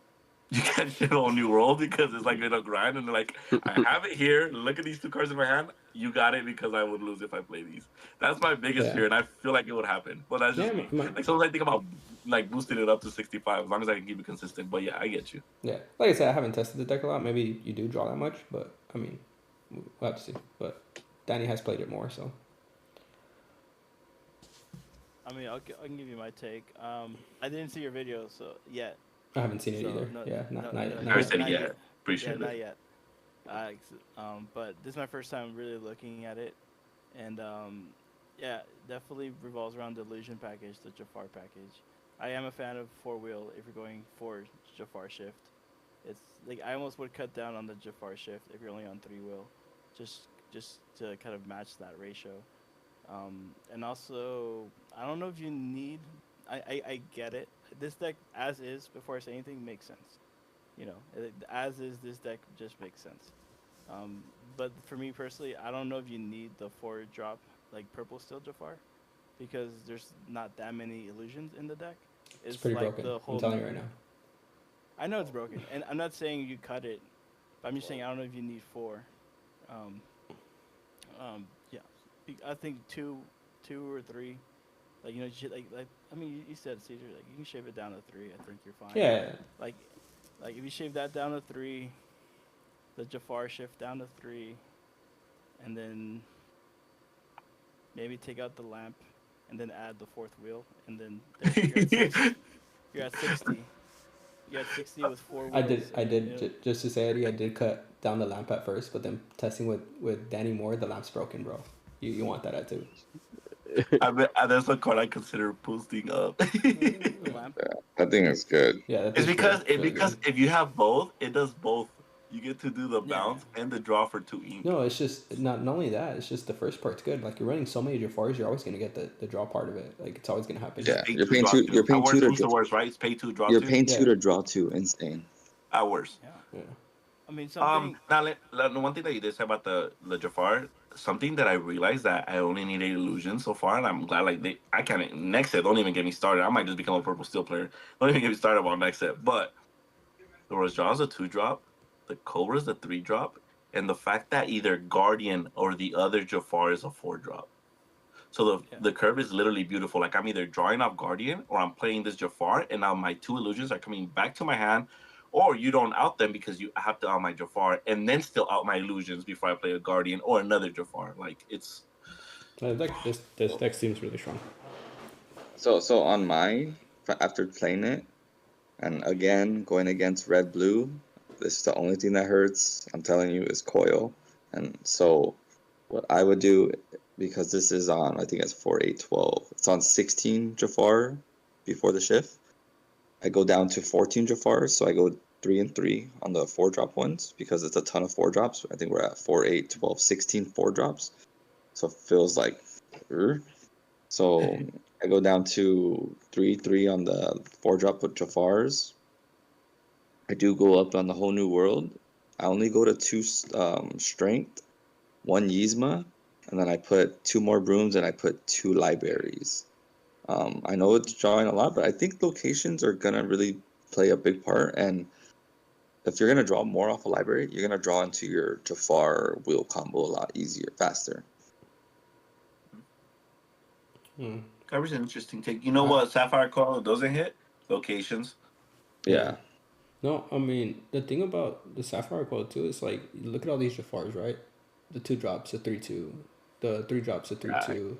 Like, The it Jafar, better be Big Sisu. the Jafar is like a 2/4, and then the other Jafar is a 3/4. So like a majority of these are 3s, which is why when I was looking at the Jafars to cut, I cut the illusion one because of that, because now they need to literally have three either ink 3 times if you have all these Jafars out, or have double Sapphire Coil, because you have to reduce 3 of these Jafars down to 2 or 1.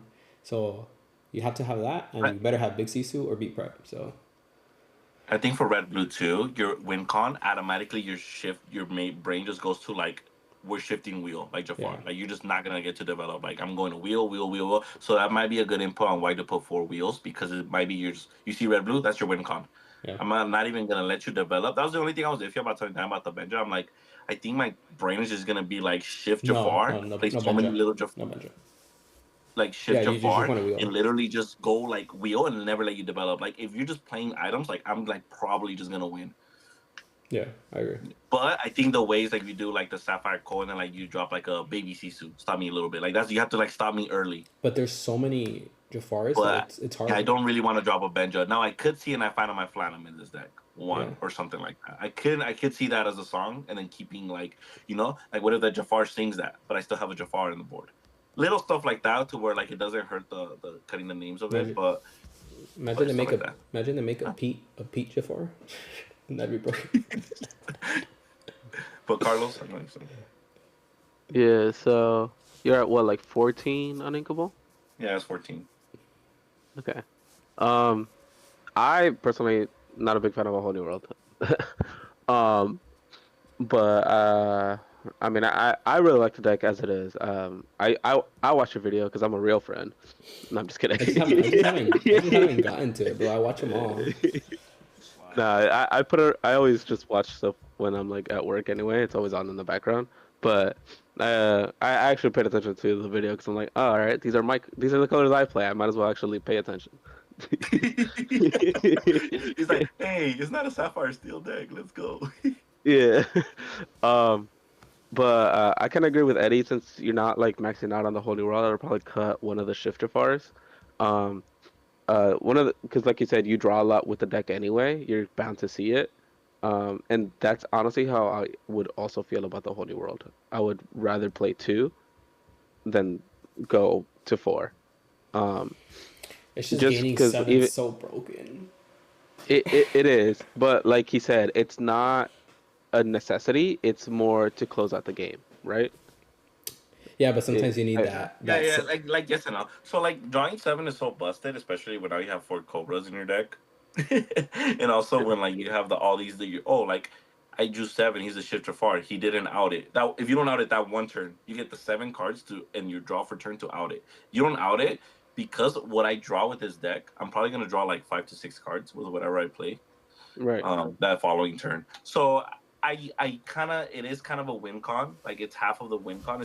I see it as a triple threat. Either you just can't out everything, or I see it as the other win con, which is Jafar. So to be fair, I do see myself boosting it to 4 before I would cut it to 2 or cut the big Jafar. Just because it's a good body. But yeah. Yeah. So the other thing I would say is just I feel like you need some kind of disruption or stall, so like a P or like a Gantu.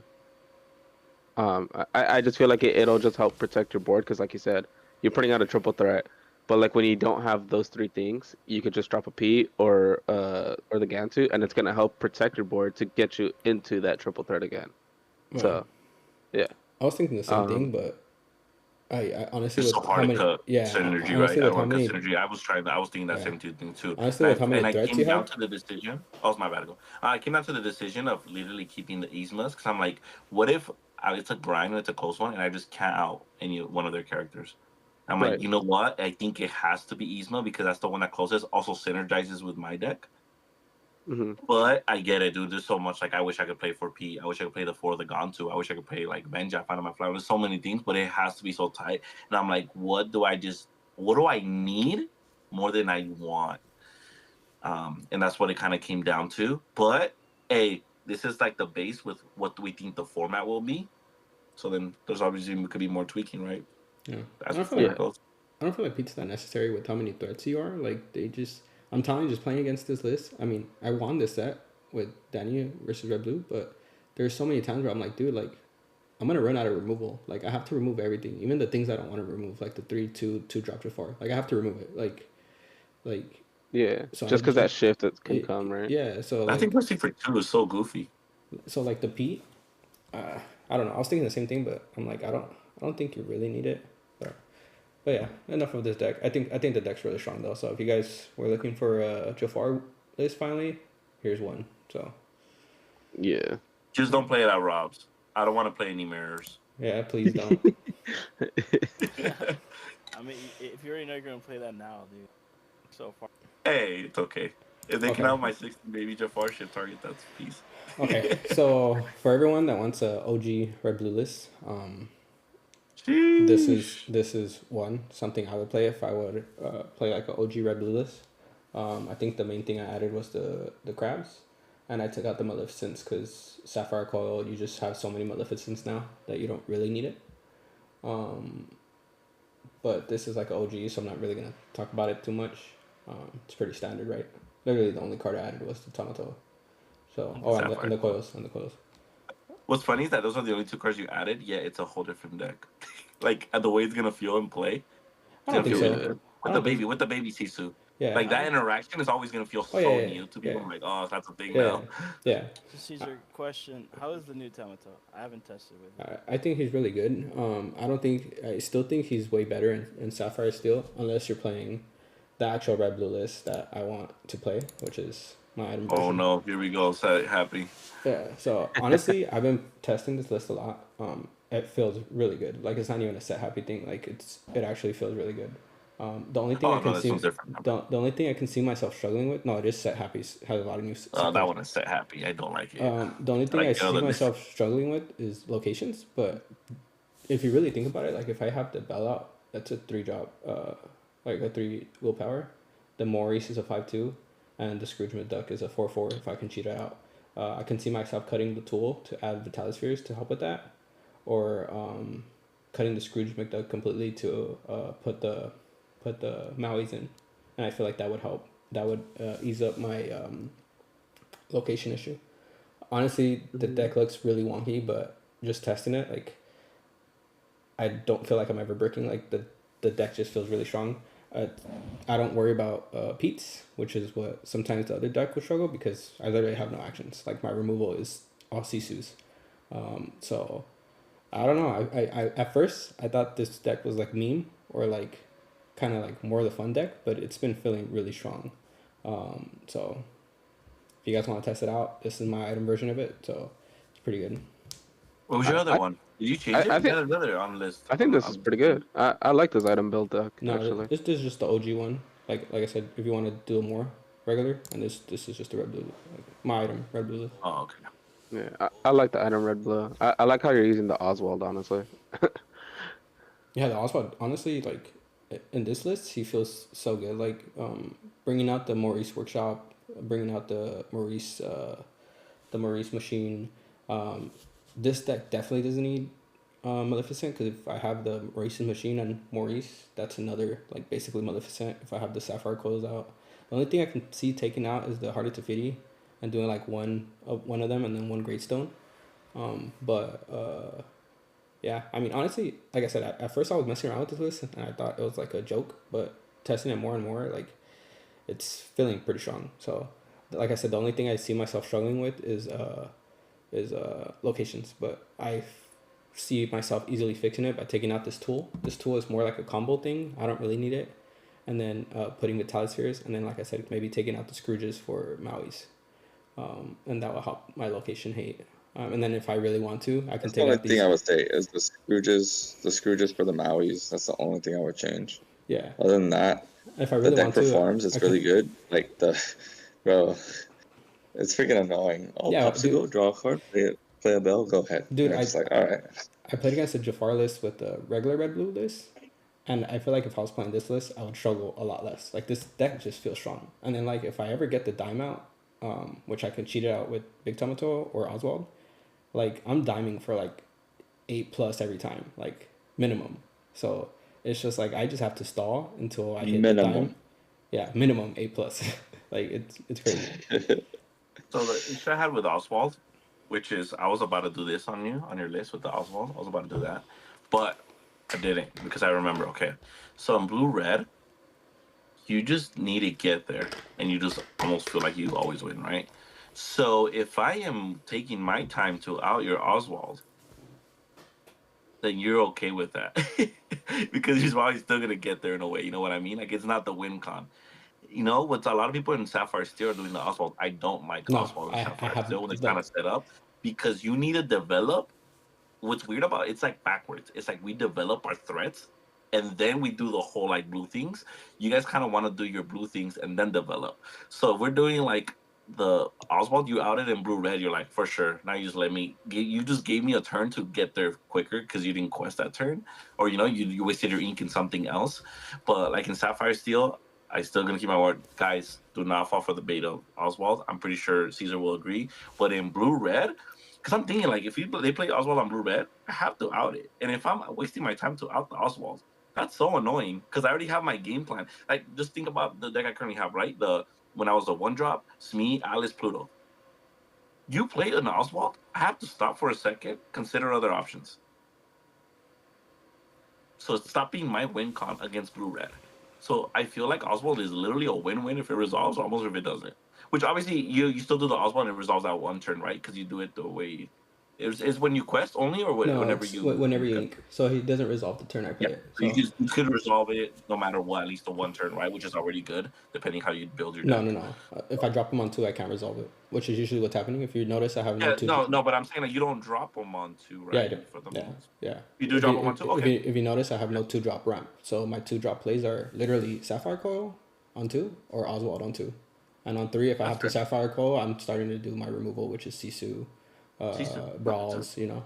So you can take Sapphire Coil for that because now you can afford to do that, which might buy you. No, 100%. Which is why I went. I like it. I was judging it at first to say how it, but it makes sense. But yes, I'm very Oswald happy. But in Blue Steel, he does not fit. I will 100% agree with that. So, my other list I would like to show is my other item list. Like I said, I'm very Oswald happy. So and this also, I've updated it. It feels more consistent. Is Baja Blast Oswald. This one is running a lot okay, so the other one was 16 uninkables. This one's running a lot of uninkables. This one's 21, but if you really think about it, it's like 17 because the hidden inkcasters are basically unlocking all your uninkables, right? So you hard mold for like the Oswald and a hidden inkcaster is what you're hard molding for, because if you see the hidden inkcaster, you're golden. Like all your uninkables are now inkables, so you're chilling. Is there anywhere we can catch gameplay of this? By the way, for the people, is it time to plug it in? So it is on our channel. We uploaded it, but don't look at that one because that one was booty cheek still. Yeah, it changed a lot from that day. Well, in one of the games I saw you have like 30 cards on the board, so it wasn't that bad. Yeah, that was the longest game of my life. In one of them, you guys literally went to game 3. In one of the games that Cesar won, he had like 30 cards on the board. I'm like, okay, it can't be that bad. That version, but yes, it's more the updated. So. Yeah. So actually, I was telling them I did play against someone random. I think he was playing Purple Steel, and I was playing this list. I was like, I forgot what I did, but I under-deceived him a couple times. Bell, you cheated out, stalls the board early. Kids, you bounce. And then I can also cheat out Scrooge. But that game I stalled, and then I dimed him for like 45 in one turn because I cheated out 2 dimes, and then I just brought out Tamatoa, and I just dimed him for like 40-something lore. And then the next turn he switched decks to red-purple. I don't know why. I guess he thought maybe he was going to flame me or something. And I forgot how the turns go, but I have Oswald, Bell, and Scrooge, I think. Or no, Hiram. And then I forgot what I do. I draw, and then he had like Rabbit, big or Little Sisu, the 3-drop hand Sisu. I forgot what I do, but I ink like 3 times, and I minus like 8 his big Sisu or his low Sisu, and then I sing Under the Sea, and he draws like 2 cards off the rabbits, and he has like a 9-card hand, and then I bend his will, and he's like, "All right, bro, you got it." He's like, "All right, bro, you got it," because he wasn't gonna come back from that. Like I already had my workshops on board, my engine going, and I just throw away his whole hand. I saw what he discarded. He discarded like 2 B preps. Like he was not gonna come back from that. So. I think this deck has legs. I stole this. I'm not gonna pretend like I made this. The Emerald Coil, Peter Pan combo. I stole it from. I think his name is Bradley. From Neil and Bradley. It's pretty good because that's my way to stop. So like in red blue, I can put some other ways to stop or reduce the lore. And this one is Peter Pan. So you put Peter Pan and then you Emerald Coil him, and most decks don't run a lot of evasive. So I just stop them from gaining lore all the time. Like they need to find a way to challenge my Peter Pan. So it's pretty good. But I think this deck also has legs. And then I have the however you pronounce this green sphere that gives ward. So I can give my big Tomato a ward against red blue. So they have to be prep. So yeah. Deck also has legs. Very Oswald happy right now. But yeah. Solid. Super solid. Yeah, I see you cut out muses, right? Because yeah, not enough songs. There's no songs, or there's 4 songs.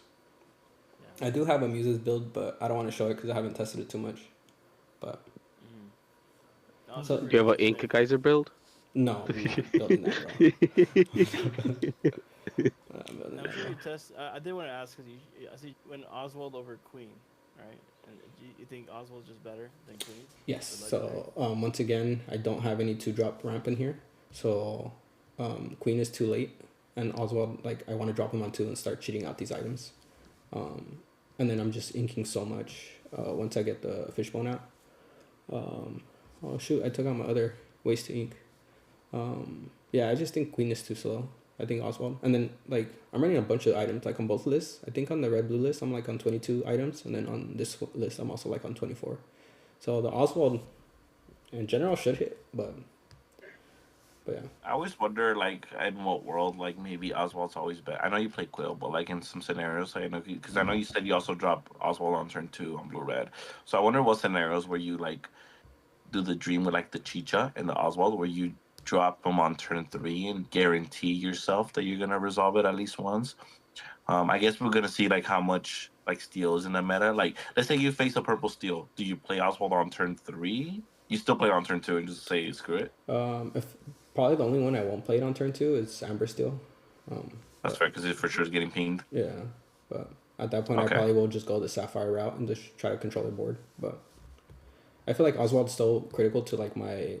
I don't think I need it, but it's so critical to like make me just go off that if they don't out it and it just starts getting value, like it just starts getting too much value. So it's kind of like you need to out getting them you better get them D23s, I guess now, right? Yeah. Boys. We'll see. D23 Oswalds. We'll see. Get them at Rob's. That's good news for my D23 box today. Before the tournament, guys, I did want to say one last thing. We have these lists, and it's a little bit of testing, and a lot of theory. Like I said, a lot of us are pretty good players. I would like to say that in this group, some of us accomplished, and some of us are not like quote unquote accomplished, are still very solid minds that I feel comfortable testing against, to get better at the game. So the cookout's gonna.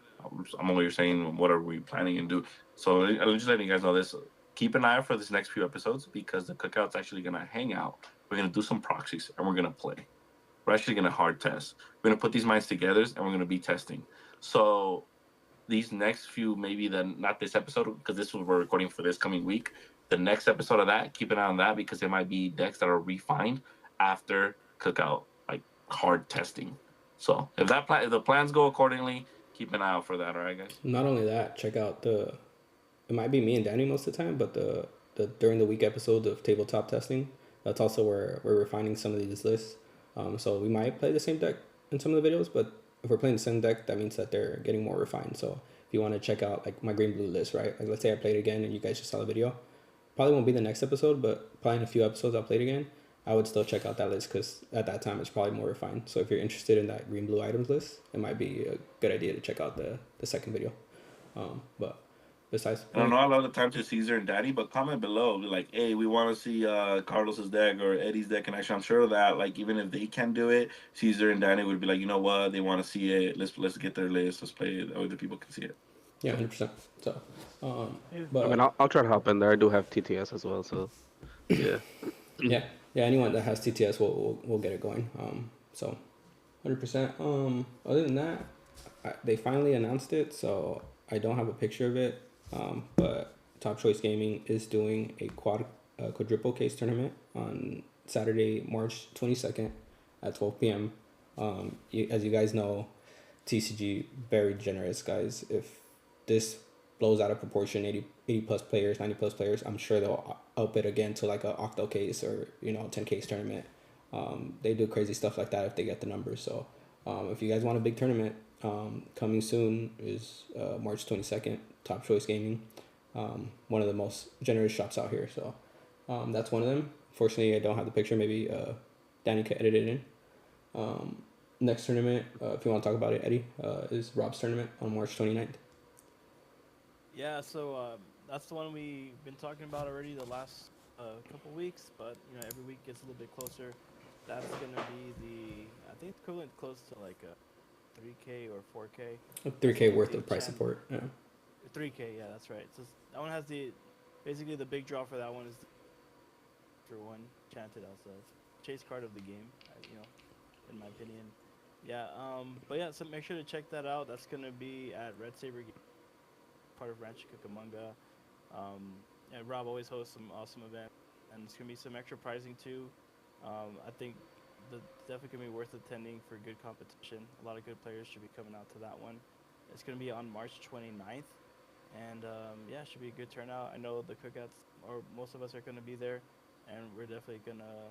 They were cooking on something extra for that event, but we're gonna keep letting the people know. Who knows? Maybe a live giveaway would be pretty cool too.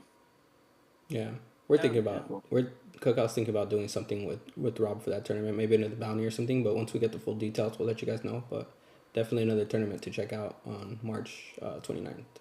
And then if you guys are liking my item decks, if you get second and third place, you might get yourself a D23 Oswald. So that's what I'm going for. I'm not even gonna get first. I'm gonna get second on purpose. Great.